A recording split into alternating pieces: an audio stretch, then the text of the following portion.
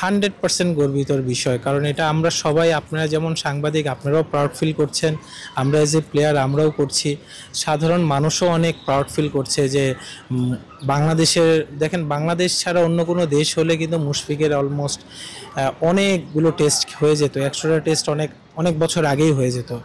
ও যখন থেকে টেস্ট শুরু করে তখন হয়তো বা বছরে আমরা 2টার বেশি টেস্ট খেলতাম না, এখন হয়তো বা 6টা 8টা টেস্ট খেলি। তো সেই হিসাবে চিন্তা করলে 20টা 25টা বছর ও যেভাবে ডেডিকেশন দিয়ে, যেভাবে কষ্ট করেও ক্রিকেটটা খেলেছে, সত্যি অসাধারণ।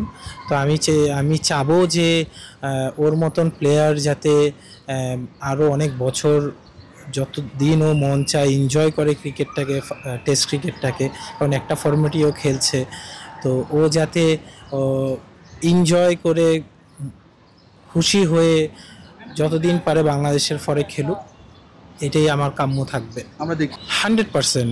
আপনি যদি কখনো কাউকে আইকনিক প্লেয়ার হিসাবে ফলো করতে চান, তাহলে আমি বলবো যে ডেফিনেটলি মুশফিক, কারণ ওর ডেডিকেশনের উপরে, ওর হাঙ্গারনেসের উপরে, ওর অনেস্টির উপরে ক্রিকেটের, তো এইগুলি আসলে ওর মতন এরকম করে কেউ কখনো আসলে করেনি, আমি দেখিও নি। তো আমি অবশ্যই বলবো যে যারা জুনিয়র, যারা ক্রিকেট খেলতে চায় বা খেলছে এখনও এজ লেভেলে কোনো না কোনো জায়গায় বাংলাদেশের ফরে, তো আমি বলবো যে যদি কাউকে ফলো করতে হয় তাহলে ডেফিনেটলি 100% মুশফিক।